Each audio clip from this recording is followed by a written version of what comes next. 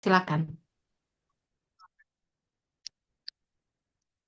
Pertanyaan nomor dua, perbedaan antara kromosom autosom dan kromosom seks. Kalau kromosom autosom itu pada sel tubuh, pokoknya kromosom non-seks. Contohnya Down syndrome, trisomi 21, terus trisomi 13 atau sindrom fatal, lalu trisomi 18 atau sindrom Edwards. Lalu kromosom seks yaitu kelainan yang terjadi pada kromosom X atau Y. Contohnya sindrom Turner yang terjadi pada wanita yang hanya memiliki satu kromosom X, menyebabkan tubuh pendek, infertilitas, dan perkembangan seksual yang tidak sempurna. Lalu sindrom Klinefelter terjadi pada pria yang memiliki kromosom X tambahan, menyebabkan infertilitas, gangguan perkembangan seksual, dan payudara yang membesar.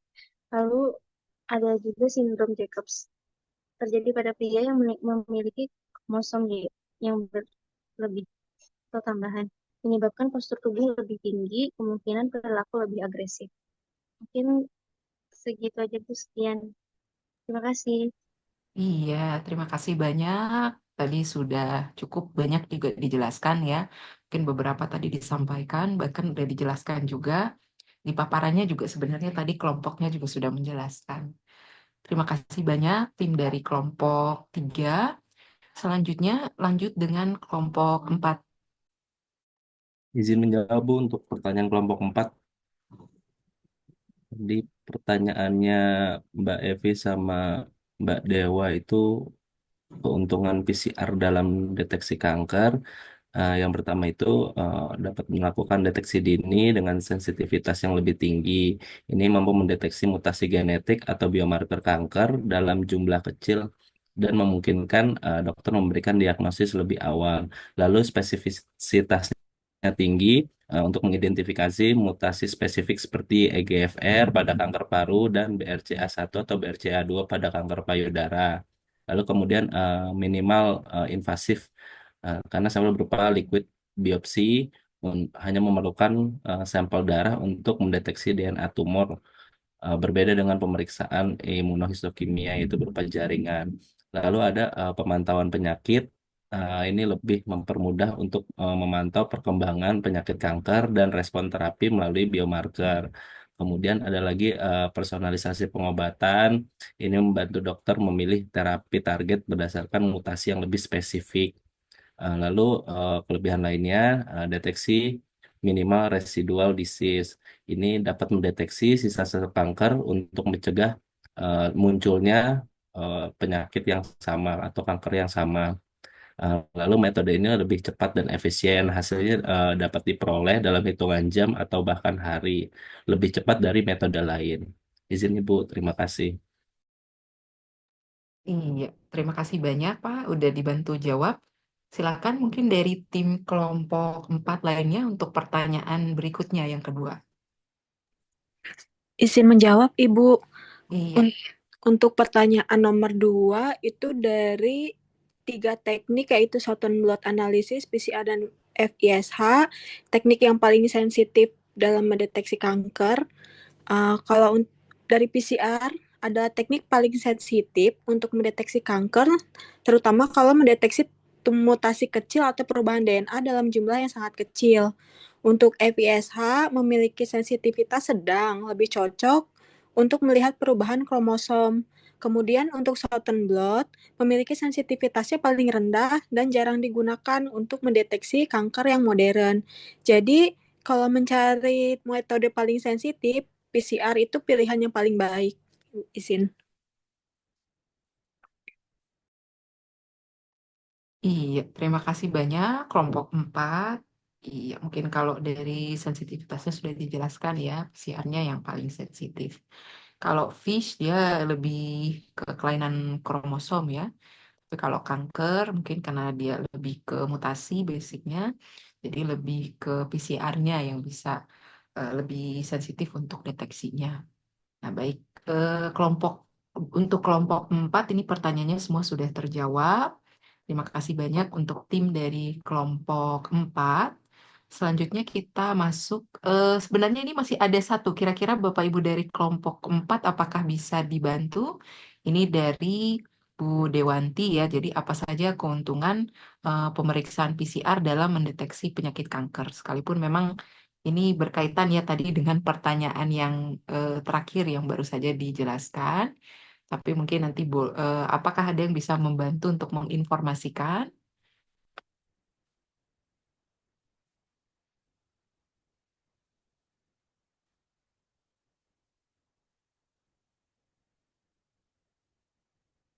Iya, mungkin kalau masih ini ya, masih berproses tidak masalah, karena memang juga sudah 2 pertanyaan juga. Nanti mungkin pertanyaan dari Bu Dewanti boleh kita tampung terlebih dahulu. Mungkin kita lanjut ke kelompok 5 ya, pertanyaan kelompok 5, tapi di sini kelompok 5-nya, nah ini ada nih. Terkait dengan apa bedanya NIPT dengan amniosintesis pada parental test untuk di pemeriksaan diagnostik molekuler. Mungkin ada satu saja ya ini pertanyaannya. Kelompok 5, apakah sudah siap? Ya Bu, izin Ya, menjawab Bu untuk iya pertanyaan silakan. ini. Perbedaan antara NIPT dengan amniosintesis itu yang pertama, untuk NIPT itu kan non-invasive prenatal testing ya, berarti dia menggunakan sel darah ibu untuk mendeteksi DNA janin yang beredar di dalam darah ibu. Sementara untuk yang amniosintesis itu sampelnya mengambil cairan ketuban, dia menggunakan jarum dimasukkan ke dalam rahim. Jadi dia sifatnya invasif, dilakukan langsung ke rahim. Sehingga dari cara pengambilan sampel itu ada risikonya ya. Kalau yang untuk NIPT risikonya itu nggak ada ya karena dia ngambil darah ibunya. Sementara kalau untuk yang amniosintesis itu karena dari langsung ke rahim itu sangat beresiko untuk yang kehamilannya berisiko tinggi. Kemudian sebentar. Untuk yang NIPT itu biasanya juga bisa dideteksi semenjak 10 minggu kehamilan. Sementara untuk yang amniosintesis itu 15 minggu setelah kehamilan, 15 sampai 20 minggu kehamilan. Nah, itu terlihat ya perbedaannya. Kemudian yang kedua juga untuk akurasi pemeriksaannya, kalau NIPT itu mendeteksi kelainan kromosom secara umum. Ya, contohnya seperti trisomi 21.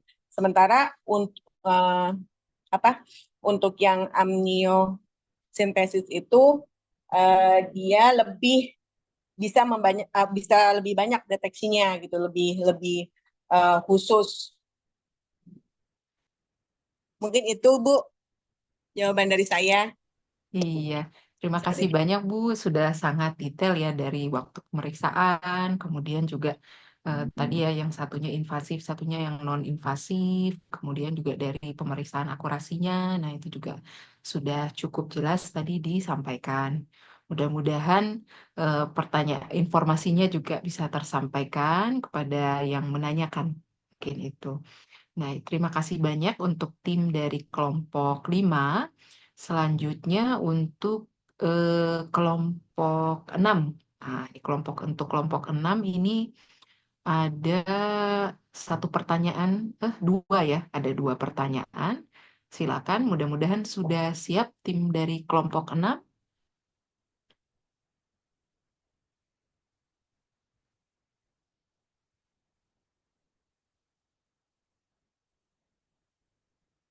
Izin Bu Iya, menjawab silakan. yang pertanyaan Ibu Siti Rohana ya. Bagaimana cara mendeteksi pasien tersebut mempunyai talasemia dengan hipokromatik pada sel darah merahnya?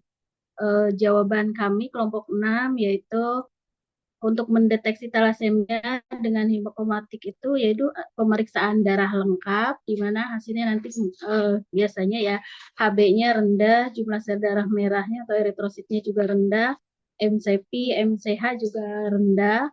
Kemudian untuk pemeriksaan hapusan darah tepinya tampak mikrositik atau ukurannya lebih kecil, hipokromatik, warnanya juga lebih pucat, anisositosis, ukuran sel darah merahnya tidak seragam, dan poikilocytosis, bentuk sel darah merahnya juga tidak seragam. Mungkin itu aja Bu, jawaban dari kelompok kami. Mungkin dari Ibu atau rekan yang lain ada yang mau menambahkan. Terima kasih. Iya, terima kasih banyak tim dari kelompok 6. Saya rasa sudah cukup dijelaskan. Namun kalau misalkan ada dari timnya maupun dari Bapak Ibu lain yang dirasa mungkin bisa melengkapi jawaban yang sudah diberikan, juga dipersilakan. Baik, untuk selanjutnya ini pertanyaan yang kedua untuk kelompok 6 dari Pak Danar. Yang lain, apakah sudah siap untuk tim kelompok 6 untuk jawabannya?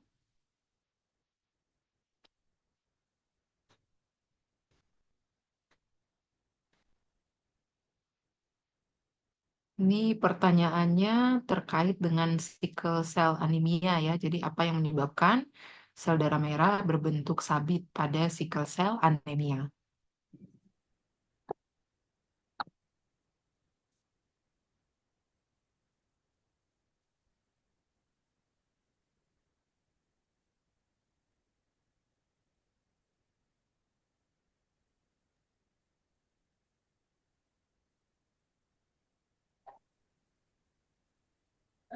Izin Bu. Iya, Untuk silakan. pertanyaannya, apa yang menyebabkan sel darah merah berbentuk sabit pada anemia sel sabit? Jawaban kami kelompok 6 yaitu anemia sel sabit disebabkan oleh mutasi pada gen yang menginstruksikan tubuh untuk membentuk hemoglobin. Mutasi ini menyebabkan produksi hemoglobin abnormal yang disebut dengan hemoglobin S. Hemoglobin S inilah yang menyebabkan sel darah merah menjadi kaku, lengket, dan berbentuk sabit. Sel ini yang dapat menghalangi aliran darah, menyebabkan nyeri dan komplikasi lain. Mungkin itu Bu dari jawaban kelompok kami. Mungkin dari Ibu atau rekan yang lain ada yang mau menambahkan. Terima kasih. Iya, terima kasih banyak Bu. Saya rasa sudah cukup untuk diinformasikan ya terkait pertanyaan nomor kedua. Saya lihat ini di kolom chat kelompok 6 sudah tidak ada pertanyaan lagi.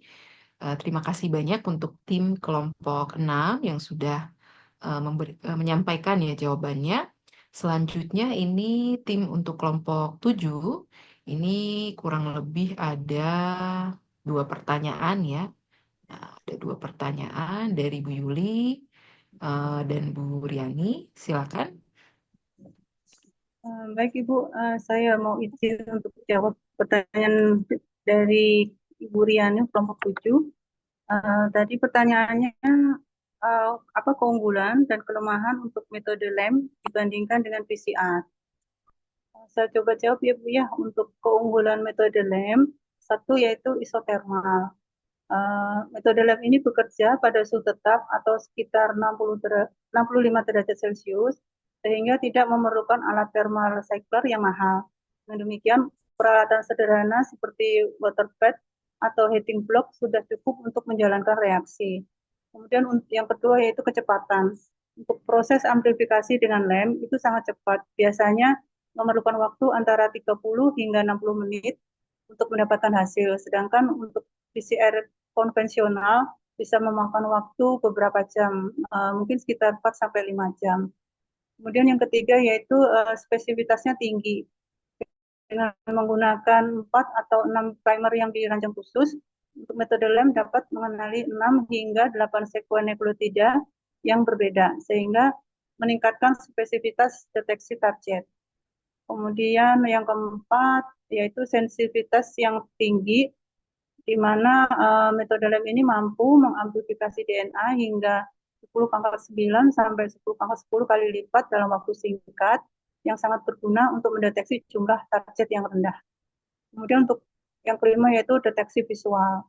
Hasil amplifikasi LEM dapat langsung dideteksi secara visual, misalnya melalui endapan putih akibat presipitasi garam magnesium pirofosfat, atau dengan bantuan pewarna fluoresen yang memudahkan interpretasi hasil.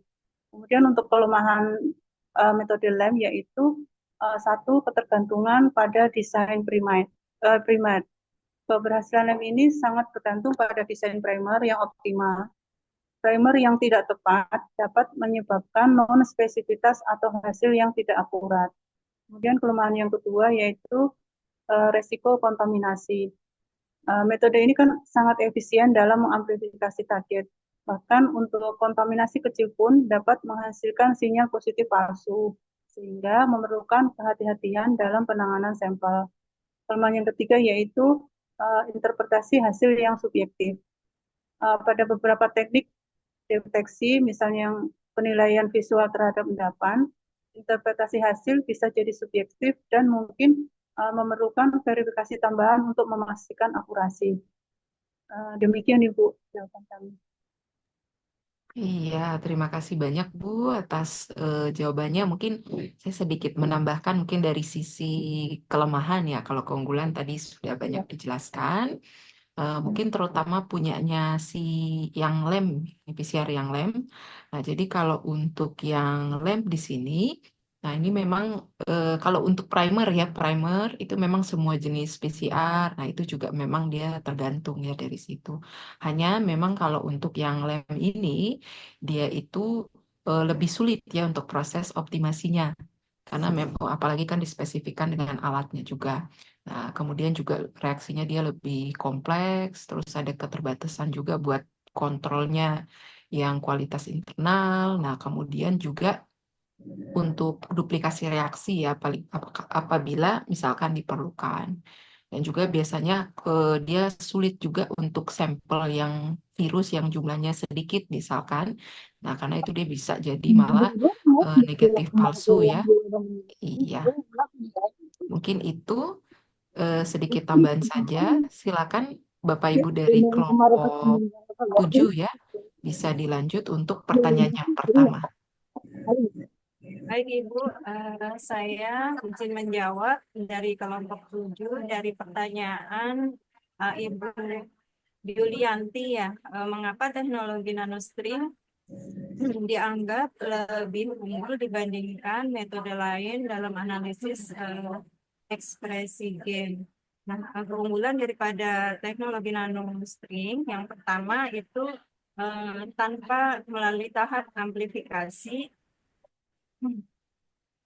Nanostring itu merupakan metode yang memungkinkan pengukuran ekspresi gen secara langsung tanpa perlu melalui tahap aplikasi seperti PCR. Jadi di sini mengurangi resiko terhadap risiko bias yang mungkin terjadi selama amplifikasi serta menjaga proporsi aslinya daripada ekspresi gen dalam sampel. Terus yang kedua, Ibu, reproduktivitas dan konsistensi. Metode ini memberikan hasil yang konsisten ya dan dapat direproduksi yang sangat penting untuk analisis data ekspresi gen yang akurat. Kemudian yang ketiga, metode nanostring ini memiliki waktu analisis yang cepat. Kemudian biasanya ya untuk nanostring ini menghasilkan data dalam waktu sekitar 24 jam. Jadi dapat mempercepat proses diagnostik dan penelitian Ibu.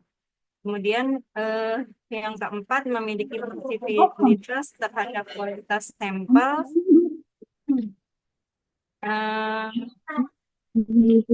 Nanostring ini termasuk sampel dengan kualitas RNA yang rendah ya.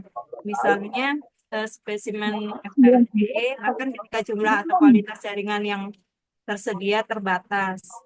Yang kelima, metode ini merupakan analisis multiplex ya. Kemudian merupakan metode yang bisa menganalisis ekspresi dengan banyak gen secara simultan dalam satu panel. Itu Ibu Yuli mungkin jawaban dari kelompok kami. Mungkin Ibu kalau ada tambahan dari Ibu, terima kasih banyak. Iya, terima kasih banyak Bu Siti. Sudah jelas ya. Mungkin izin buat Bu Evi, bolehkah di mute? Mungkin bisa dibantu mute. Kalau dari host juga boleh. Jadi nanti tidak bisa kedengaran jawaban dari kelompok yang menyampaikan. Mungkin itu. Tapi kalau jawaban tadi dari Bu Siti untuk kelompok pertanyaan yang pertama ya untuk kelompok 6 tadi kelompok 7 ya itu saya rasa sudah cukup jelas disampaikan. Nah, baik, untuk selanjutnya kita lanjut ke kelompok yang terakhir ya, ini kelompok 8. Mudah-mudahan kelompok 8 bisa disiapkan meskipun ini pertanyaannya baru diberikan ya, tapi mudah-mudahan bisa dijawab. Ini ada dari Bu Rini di sini untuk bagaimana pemeriksaan genetik dengan pendekatan berbasis molekuler mempengaruhi akurasi hasil diagnosis dan penilaian tingkat keparahan talasemia. Dan juga bagaimana contoh farmakogenetik ya untuk penyakit diabetik. Nah, silakan kelompok 8.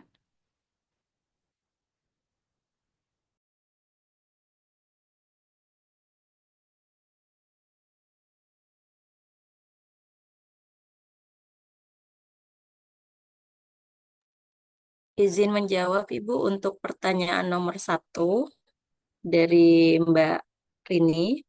Jadi pada pemeriksaan genetik untuk talasemia, pemeriksaan genetik berbasis molekuler ini memiliki peran penting dalam meningkatkan akurasi diagnosis dan penilaian tingkat keparahan talasemia dibandingkan dengan metode hematologi konvensional. Dengan teknik seperti PCR, RT-PCR, MLPA atau Next Generation Sequencing, mutasi spesifik pada gen HBA1 atau HBA2 atau alfa thalassemia dan HBB pada beta thalassemia itu dapat diidentifikasi secara lebih akurat. Termasuk mungkin adanya mutasi senyap yang sering luput dalam pemeriksaan hematologi. Hal ini memungkinkan deteksi dini untuk individu karier dengan keakuratan yang lebih tinggi, sangat penting sebagai upaya pencegahan penyebaran talasemia dalam populasi.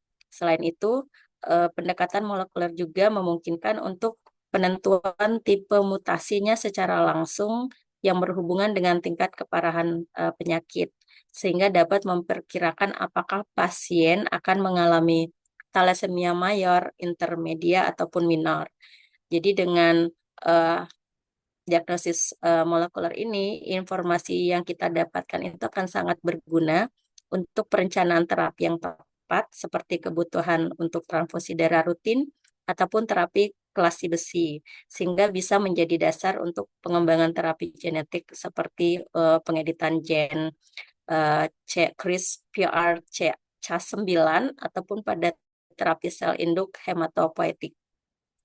Jadi pemeriksaan genetik ini dengan berbasis molekuler tidak hanya meningkatkan akurasi diagnosis, tapi juga berperan dalam personalisasi terapi bagi pasien, sehingga pengelolaan talasemia dapat dilakukan secara lebih efektif dan optimal. Demikian Ibu, mungkin bisa ditambahkan. Terima kasih. Ya. Terima kasih banyak Bu Yuli. Jawabannya sudah sangat lengkap ya, jadi saya rasa sudah cukup bisa banyak menjawab ya pertanyaan dari Bu Rini. Yang berikut pertanyaan kedua adakah dari mungkin tim kelompok 8 yang mungkin sudah bisa membantu ya menjawab untuk pertanyaannya yang kedua.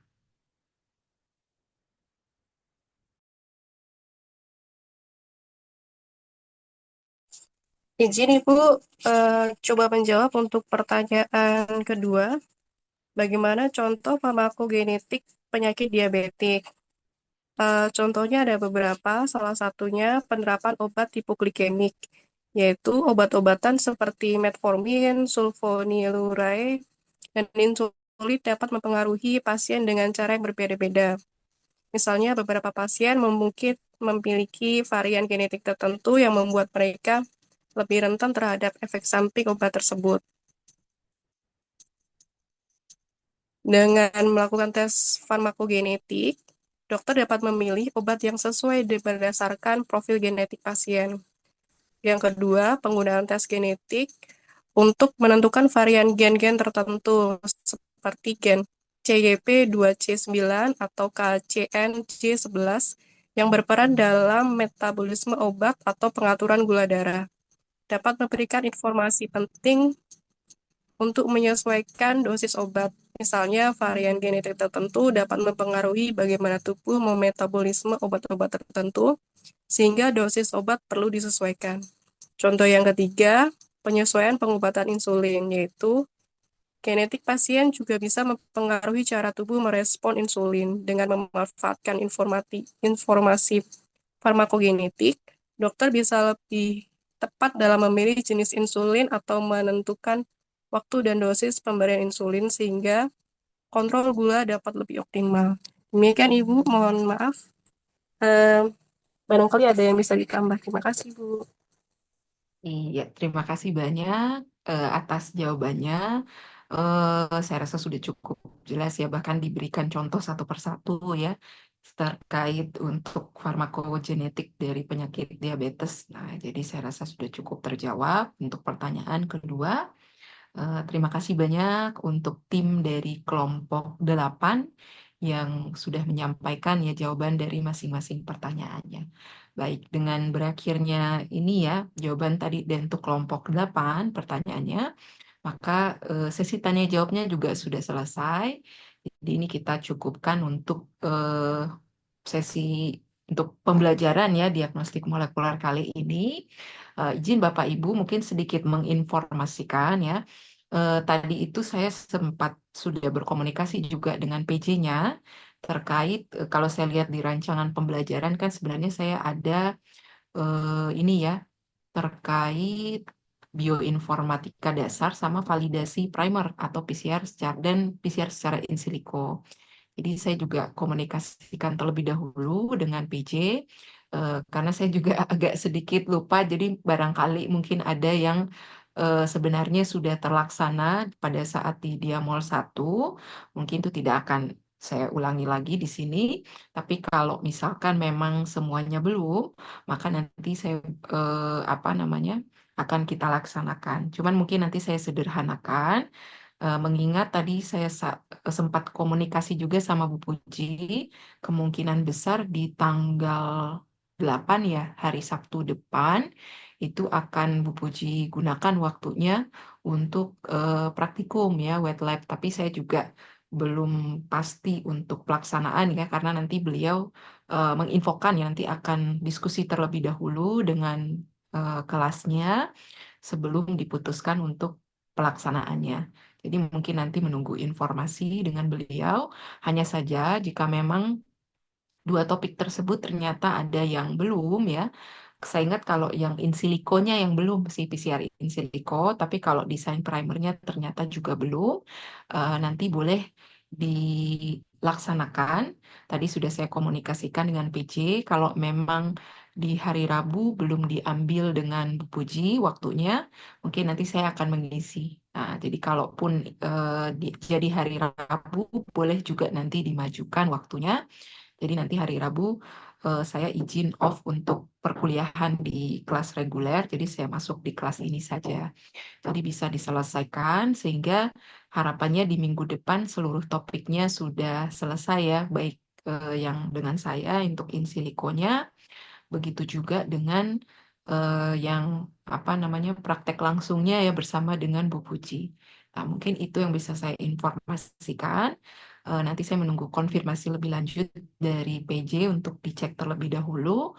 Kalau sudah ada, nanti saya akan kirimkan filenya ya, mungkin untuk pembagian kelas. Saya rasa sudah diinformasikan juga kalau kelasnya ada 8 kelompok ya. Jadi nanti saya siapkan filenya juga sejumlah kelompok yang ada di kelasnya. Sehingga nanti masing-masing kelompok bisa melaksanakan. Seingat saya kalau yang lalu itu sebenarnya PCR-nya yang tidak spesifik ya. Jadi mungkin nanti coba kalaupun akan dipraktekkan, mungkin akan langsung ke pengerjaan desain primer tapi yang spesifik nanti di titik mutasinya.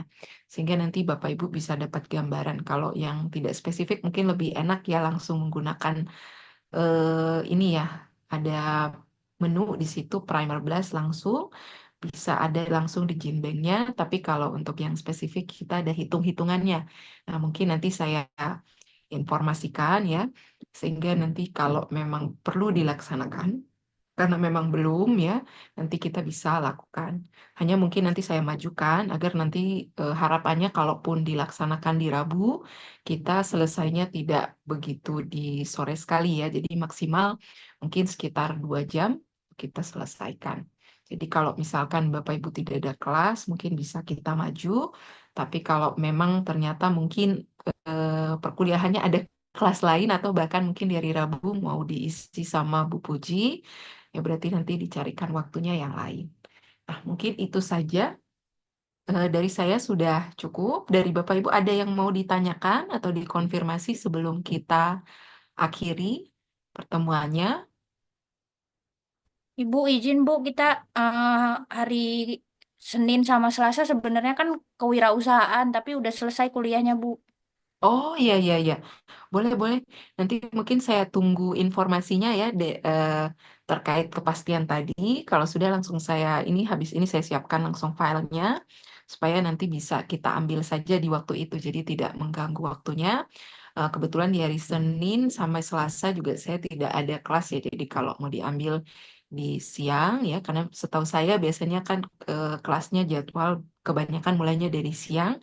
Nah itu juga boleh. Nanti tinggal saya konfirmasi kembali lagi. Jadi kalau memang siap dilaksanakan, nanti bisa kita ambil waktunya.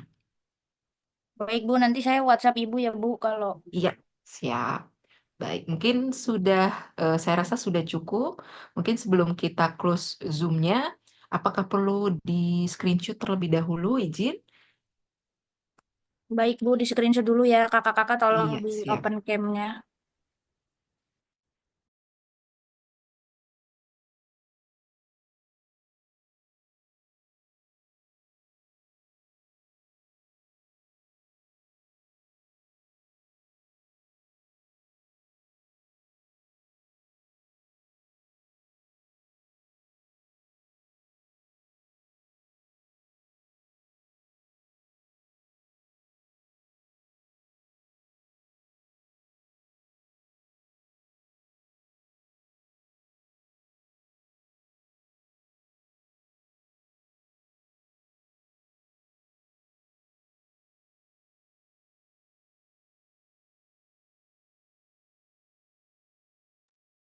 Misi Bu, udah Bu. Iya, terima kasih banyak sudah dibantu untuk screenshot. Terima kasih banyak juga Bapak Ibu. Dari saya mohon izin pamit untuk klik Zoom. Terima kasih. Terima Kasih kasih Bu. Bu. Terima kasih, Bu. Iya, Terima kasih, Bu. Terima kasih, Bu. iya.